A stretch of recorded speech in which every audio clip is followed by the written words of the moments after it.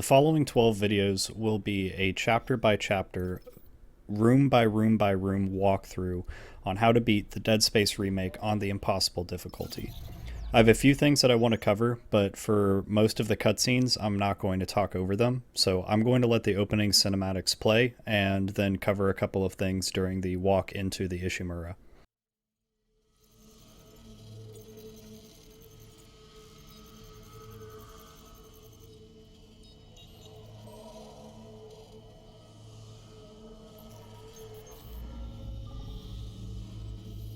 I think it's me. Oh, I wish I could talk to you. I'm sorry. I'm sorry about everything. Oh, I just wish I could talk to someone. It's all falling apart here. I can't believe what's happening. Strange. Such a little thing. That's her? Nicole? Yeah. First deferred from her in weeks. We're 5 minutes out. You still got that thing on repeat? Guess you really miss her. Ishimura is not a job you turn down, but 6 months apart with only vid calls? It's rough. Easy to say the wrong thing. I don't blame you. I'd listen to my girlfriend over Hammond reciting security protocols. Forewarned is forearmed, Miss Daniels. So you keep saying. Here we go. Nice clean re-entry. Just 7. Imagine 6 months staring at that chunk of rock. To an independent miner, that's paradise. Aegis 7 is one of the richest finds in CEC history. Some prospecting team set up for life. Now where is she? There. Confirming visual contact with USG Ishimura. What a beauty. Biggest planet cracker in her class, you know. And it looks like they already popped the cork. Why is it so dark? We should be able to see her running lights. Yeah. I'll get us into hailing range. Someone's got to be waiting up for us. Just be careful on the approach. I'm not taking any chances with the CEC's pride and joy. No chances, huh? Is that why you were digging into my personnel files before we left? You check your file access. I'm a computer analyst. Comes with the job. I ran standard CEC background checks, Miss Daniels. If you want to work in the big leagues, you have to play ball. Sir, we're in hailing range. USG Ishimura. This is the emergency maintenance team of the USG Kelion, responding to your distress call. Come in, Ishimura. Ishimura, do you copy? Come in. This is the USG Kelion. You ever hear of a full communications blackout on one of these things? Never. Come on. Someone pick up the damn phone.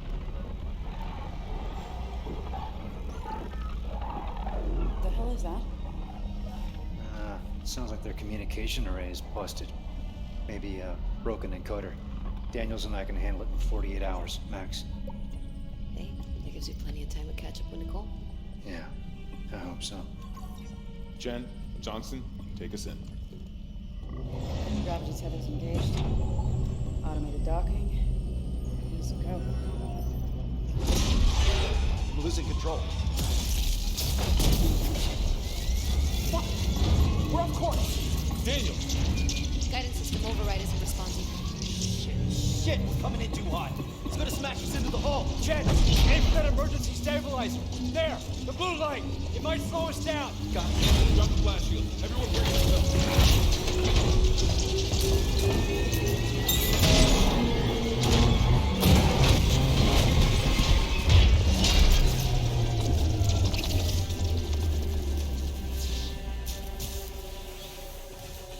Everyone okay? I'm good. I'll live. Hey, Johnston. All right? It's my ankle. Might be broken. Shit. But better than a broken neck. Or worse. Good call on the stabilizer, Isaac. Gotta always read the manual. What the fuck's going on with flight control? That guidance system's a death trap.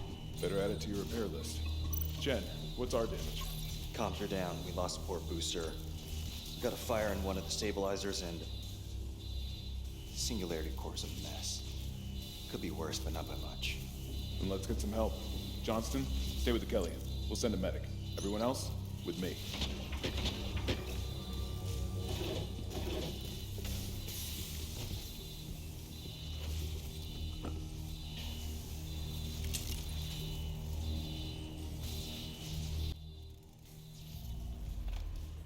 To put into perspective my qualifications for this run, I have been playing Dead Space since the original came out and have literally hundreds of hours across all 3 games.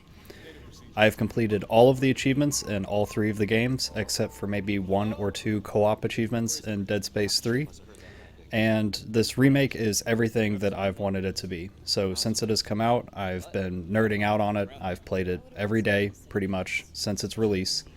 And it's just incredible. The guys over at Motive have really outdone themselves with this remake, and I'm excited for the future of the franchise.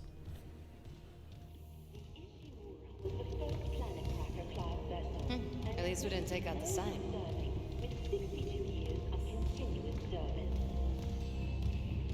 It holds the record for the highest number of planet cracks, with 34 to date, and highest dead weight of refined May as well get signed in. 14 trillion kilotons and counting. Whether you'll be joining us aboard the Ishimura or strengthening the extraction workforce on...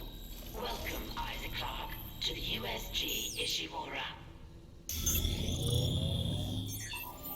Rig synced. Collect kinesis and stasis modules from Acting Chief Engineer Jacob Temple. Location? Error. Employee not found. I can't reach security. Same for the chief engineer. What is wrong with their comms?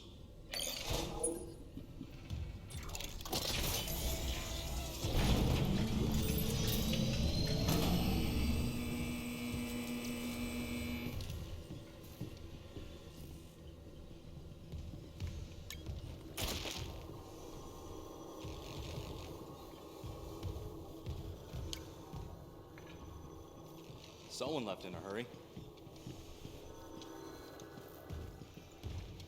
Where's the security detail? Where's anybody? There's nothing logged. No duty roster, no power to the elevator. For God's sake. That security console's still working. Isaac, get a damage report. I'm done playing around.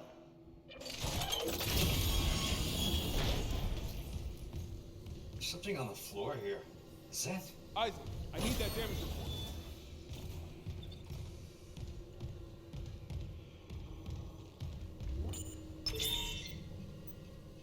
Oh God, that smell. What have you got, Isaac? Shit. It's not just comms or the guidance system. Half the Ishimura's in the red. Engines, hull, the trams. Could do that kind of damage to a planet cracker. Okay, got us some power. Ventilation's up. Power to the elevator should be... Hazardous anomaly detected. Quarantine activated. Another malfunction? No.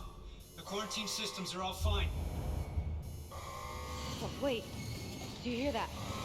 Yeah, I hear it. Yeah, man. Take it easy. Daniels, get those elevators running. There's something in here with us. Up there! Oh, God! Shit! No! Daniels, get the doors open! Get out of there! Hands on the doors! So for this first hallway, you pretty much just run past the Necromorphs. There's no way for you to fight back. So just sprint and hold the corners pretty tight and you'll be fine.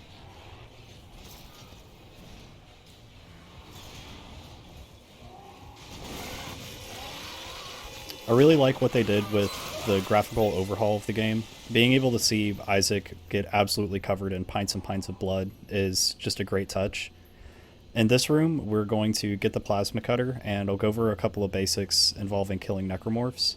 The plasma cutter is going to be our bread and butter weapon throughout this run. We're actually not going to use any other weapon up through most of the chapters.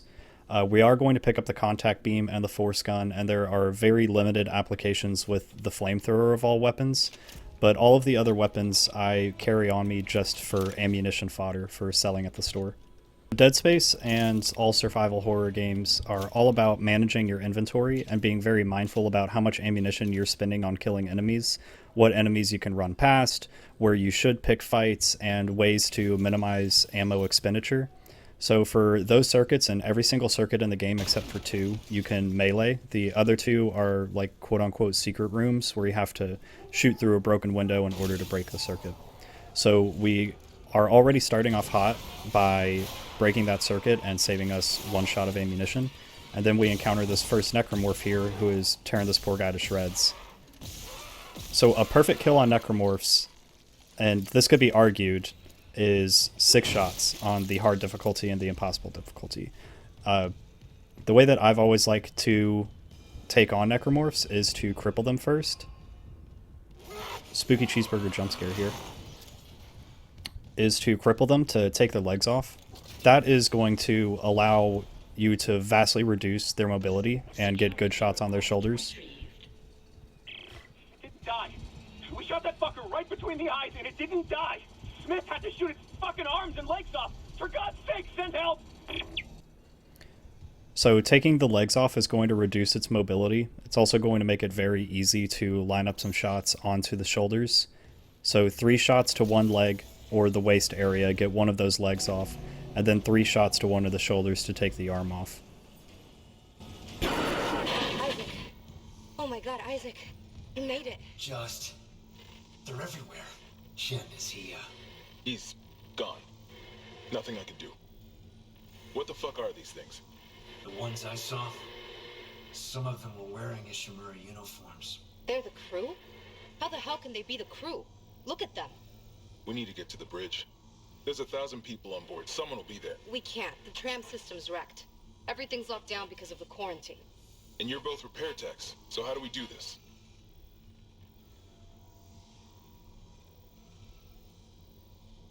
There's a broken tram car blocking the tunnel. It's gridlocked the system, and the data board's burned out. I can't lift the lockdown or call the tram until we get a spare from the maintenance bay. But it's all on Isaac's side of the quarantine. I'll handle it. Just make sure there's power to the repair systems. And Isaac, Yeah? I'm sure Nicole's okay. She's the doctor, right? She'll do the smart thing. Yeah. Yeah, she always does. Find somewhere safe. One important thing to mention is that Impossible Mode gives you 1 save slot. Now that's very important because the wording is kind of deceptive. You do not have 1 save throughout the entire game. You can save as many times as you like over top of the exact same save slot. So in theory, you have as many saves as you want. You just cannot die, otherwise the game will revert to hard mode. So this is a 1 life challenge through and through.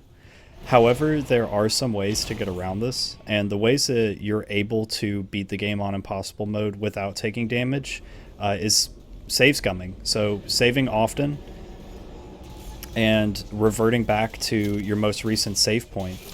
Now, in some instances, you are going to have like 7, 8, 9, 10-minute sections where you have to play everything perfectly. And now, obviously, this isn't a guide for you to follow step by step by step, because for most people, just beating the game on Impossible is enough. And that's what I thought at first. And then I played through the first 3 levels or the first 3 chapters of this game, thinking, oh, you know, I've beat it on Impossible Mode. I could really make a guide for this. I feel like I'm very comfortable with the game, and this is just like taking a walk down memory lane with a fresh coat of paint, some other stuff to do. But then I started this playthrough, and after 5 chapters, I had taken 1 hit of damage in chapter 1, and it was just me being very negligent. So I decided that I would make a no damage run. Keep in mind that as you go through this guide, I'm going to be selling all of my health packs. So your money is going to be a little bit different than mine as you hold on to health kits. Honestly, in any given situation, I would hold on to 1 small med kit and 2 medium med kits. And then as you go through the sections, if you need to replenish them, you can. But if you're smart, if you use stasis, if you use kinesis generously, then you're not really going to have to worry about your ammo count or your health meter as well. Getting snuck up on is the worst part of this game. So keeping your back to a corner and that sort of thing is going to be very helpful. Knowing where the Necromorphs are going to spawn, knowing the common spawn points, knowing how many Necromorphs are going to spawn typically, all of those things are information that I intend to share with you throughout these videos. So we get into our first kind of open arena space, And now Necromorphs are not going to trigger until you latch this this claw here. No idea. A lot of shit's been breaking down. I keep hearing things. Down in the gears. So we latch the claw, and then immediately behind us a Necromorph spawns. Now we have stasis recharges right behind us, so you're able to stasis pretty much every mob that you encounter in this room and in this first chapter, which is an amazing crutch.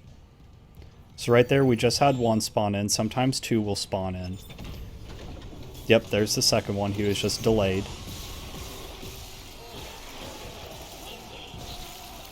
And then there's another one behind us here. Now this one doesn't have an arm, so just shooting its legs off is enough to get the kill on it. Two of the major limbs, at least one of those being an arm, is going to be a kill on a Necromorph, at least on the standard ones. And now during this bit where the tram car is being repaired, anywhere from 2 to 3 Necromorphs can spawn.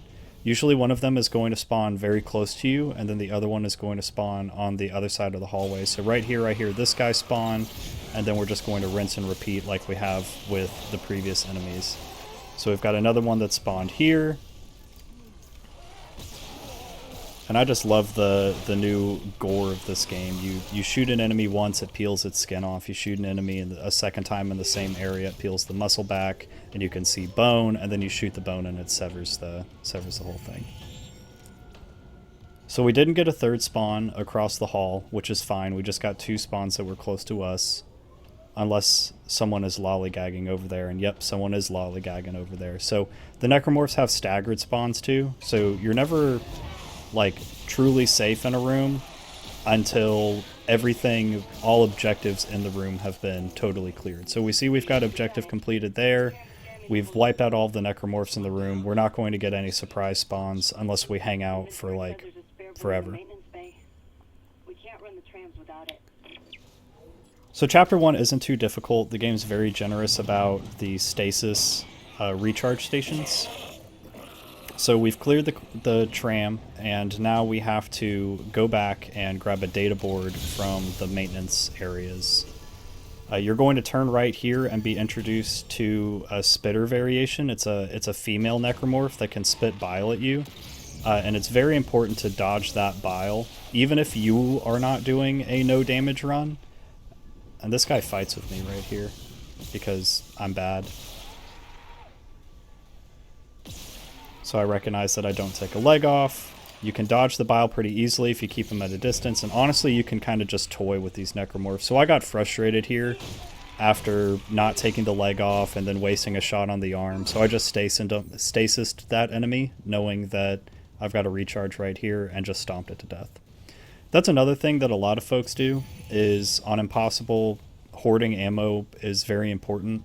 Now, I don't find it to be that crucial, but when you've got stasis recharge stations around every corner, you can really just stasis enemies, stomp their legs off, which will stagger them, and then put in enough damage with the stomps to the point where you lop an arm off and they're dead. So that's another good avenue to go. I just like to dispatch enemies as quickly as humanly possible, unless I know that they're the only one, and then I can toy with them a little bit.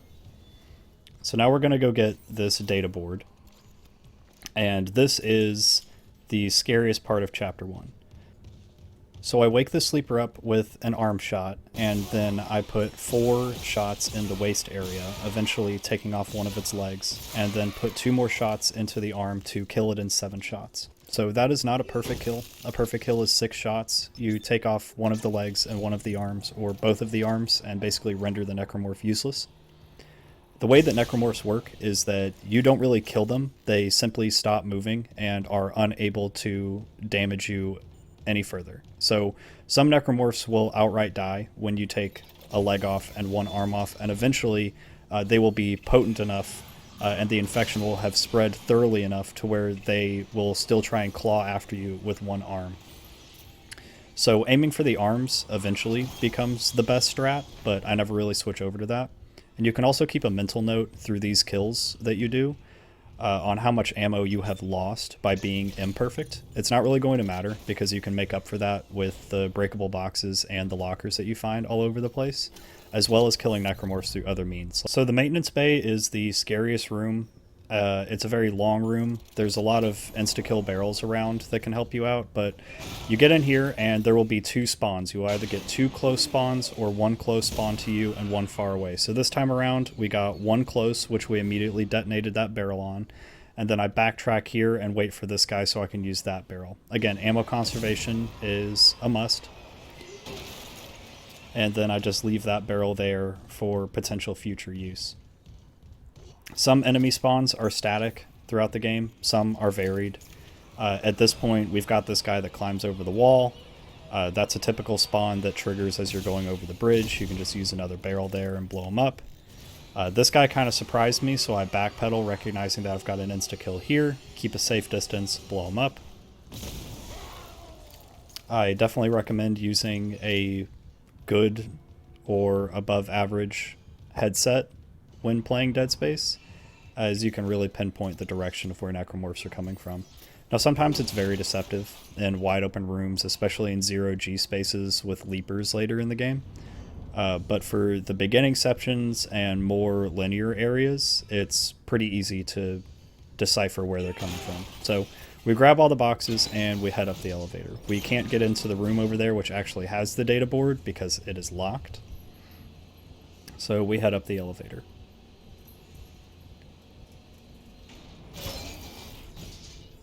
So at this point, one of these necromorphs here on this walkway will be playing dead. Sometimes it's the one right in front of you, sometimes it's the one in the middle. If you can't tell, I always like to test fire the one in front. This was one of those times where that was not the necromorph, and then that guy laying ominously on the ground, that's a live one. So I put a shot in there, and the plasma cutter actually connected to the leg and to the arm because I was vertically firing it. So technically I think I could have done that kill in 5 shots. I think it still took me 6 though. I'm playing this all in real time, so it's like kind of hard to count and speak and everything at the same time. So this is where the horror elements of Dead Space really come into play, is the game forces you to turn the lights off in order to power the maintenance room, and I just think that that's incredible. So switch the lights off and then just hit the legs here. So just run, run, run, run, run. You'll hear a guy spawn behind you, but the goal here is they're still pretty lumbery, so they're not really going to sprint after you. Some of them will, but you're able to backpedal here and just utilize both of these explosive red barrels to conserve ammunition and insta-kill them. So this section is introducing you to a lot of things. It's introducing you to circuit breakers, to locked doors, to necromorphs that are playing dead, to explosive objects, and I think it's all very intuitive, the way that they've designed this early section of the game. It really just keeps players recognizing that there's more than one avenue to handle a situation.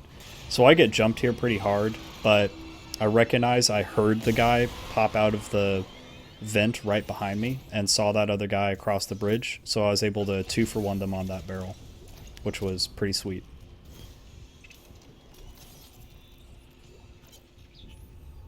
So keep in mind that your spawns will vary, but if you keep my strategies in mind, then you will succeed. We take a stop at the bench here, and we immediately invest in the plasma cutter and we invest in damage. It doesn't really matter which way you go. I prefer to have capacity and a little bit of reload speed versus having just 2 capacities and base reload speed. So we grab the data board, and now we are trying to escape the maintenance bay. I thought I heard somebody spawn behind me again. That was not the case. This crawler will always be here, so I'm just checking my 6 there. Now at this point you will have 2 to 3 spawns. So when the music peaks up like that, you can really hear that something is spawned in and is coming after you. The necromorphs that are wearing the darker clothing, they're going to chase after you once they hit line of sight. So I go ahead and stasis this guy so that he can't really get the jump on me and start sprinting towards me. That's how I've taken damage twice out of the 3 times in this room. And I didn't really have an explosive barrel in a convenient enough location to bait him over to it. So I just went ahead and used some of my excess ammo. Now at this point, more necromorphs can spawn, and this guy is always playing dead. This guy has actually hit me a couple of times before, so I was very happy to kill this guy and not have anything spawn behind me. So So getting the hell out of there is awesome. Just stay on your toes in that area. You have 3 charges of kinesis that you can use, and then you can get out of the room and get a fresh recharge. You can always use all of the barrels to your advantage. You can just keep your back in a corner and pick all of them off until the spawns stop. And then this is also a static spawn here. So you can see that in certain areas of the game I'm going to be pre-aiming hallways. And that really should have been a 6-shot kill. So on single target removal, like we see with that enemy, I like to take the time to switch from horizontal to vertical when I'm aiming at the shoulders. That way I've got a little bit more wiggle room in hitting those shoulders and taking them out in the optimal number of shots. It's clear.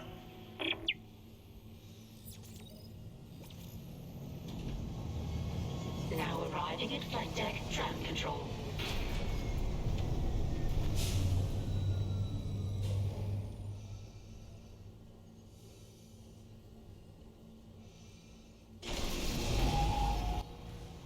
So after they take off in the tram, you are able to visit any of the areas that you have visited thus far in Chapter 1.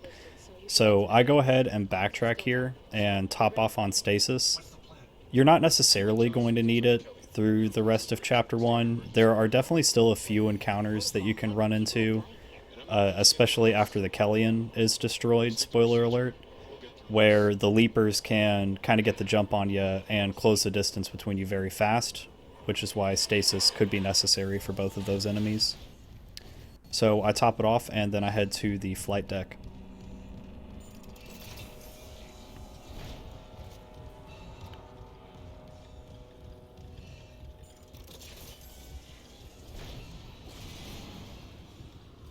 Sometimes Necromorphs will just bust open vents and then not be there, like just to fuck with you. So just stay on your toes. The game is designed to scare you in that way, but I always find it to be a very pleasant surprise when Necromorphs just break through the vent to mess with you, because I don't have to waste any ammo on them. Ammo or time. This will be a very slow run, by the way. This is not a speed run. So we get to the top of the elevator here, and sometimes there's just the one guy that creeps around the hallway. Sometimes there's this guy that's waiting for you, and I don't know if I just got shook and then I accidentally closed myself in the elevator. So big fumbles, but I got the kill on that guy. I don't know why my aim so jarringly shot over to the right there. I guess that was just me assuming that I had already killed the enemy and then immediately had to retarget and actually finish the job. Just a little peep at the inventory here. Just kind of get an idea of what your ammo count is.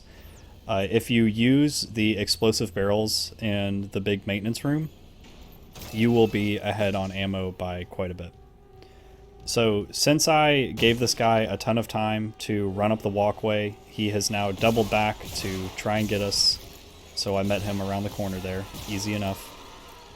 If you don't get that initial spawn in the hallway, then a Necromorph will basically tease you as it runs away from you.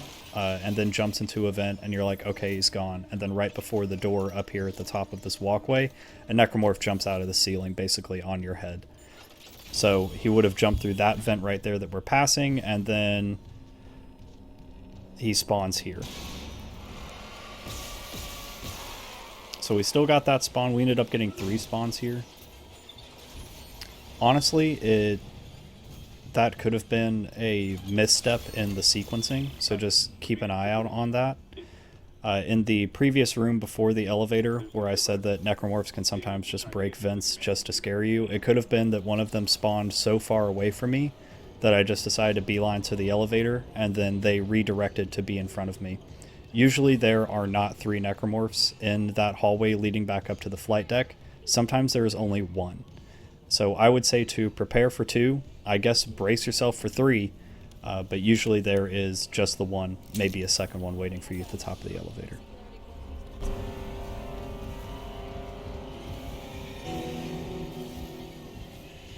have you got on you? Is that blood? Haley, I need you to listen. The Ishimura's overrun with... They're fucking monsters. You didn't hear anything? What? No, the comms are still out. Isaac... We need the Kelion fixed now. Got a damage report? Yeah, it's there.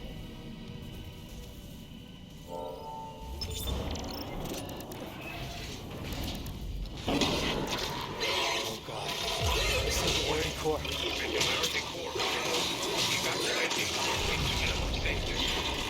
Go!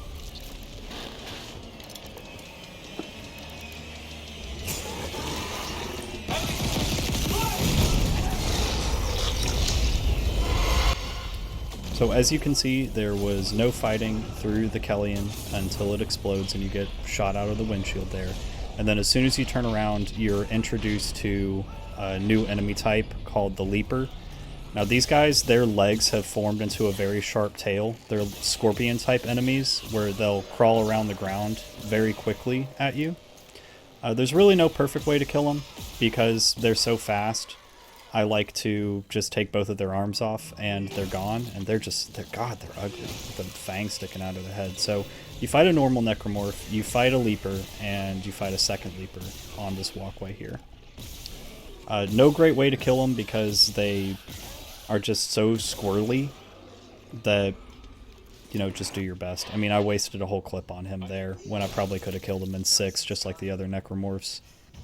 Kelion 2. The singularity core overloaded. No! Kelion was our only way home. We're trapped. No! I'm not losing 2 good people for nothing. What about the command computer? It's a brick.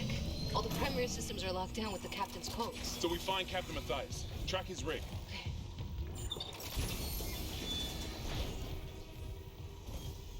Okay, here. Captain Benjamin Matthias. Location medical. Status deceased? Even the captain? God. Isaac, you're closer to medical. You can double back and cut through maintenance. Find the captain's body and get his rig. With his codes, we... What was that?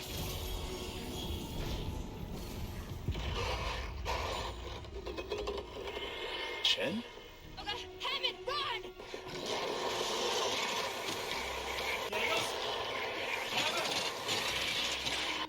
So we're headed to medical, and at this point I think there's only one more place where Necromorphs can spawn before we end up grabbing the Kinesis module and triggering the beginning of the second chapter. So I'll go ahead and stick around. I don't think I get those spawns in this playthrough. It won't be here. It will be as we are getting closer to the medical deck.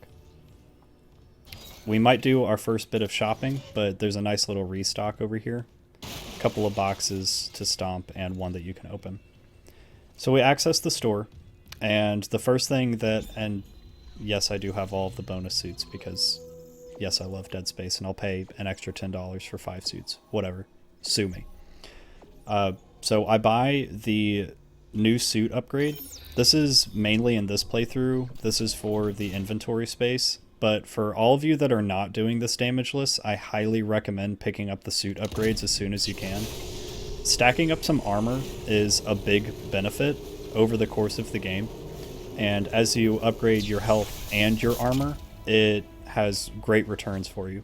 Plus the suit just looks super cool as you get it upgraded. It's an icon. It's sick. So as you can see, after the first chapter, we have a ton of ammunition. We have a stasis recharge. Honestly, going into the beginning sections of the game, the first few chapters, I would even be comfortable selling a couple stacks of my ammo just to get the extra credits needed to buy another power node. And that's another thing, is that early on in the game, when the game is easy and when you're able to overpower up, so to speak, on Necromorphs by like using the bench and spending your nodes, buying nodes with your extra money is going to be crucial. And you have to recognize that going into any given situation, as long as you keep enough ammo on you, you'll be able to kill Necromorphs, stomp on them, and get more ammo and replenish yourself over time. If you get good at Kinesis, then usually sometimes it can take just a few shots to kill Necromorphs, because then you can throw something at them and finish the job, or you can just outright kill them. So this hallway here, getting up to that door, can have Necromorph spawns in it, but once you're in this room, you're safe. And that is chapter 1, damageless. on the impossible difficulty.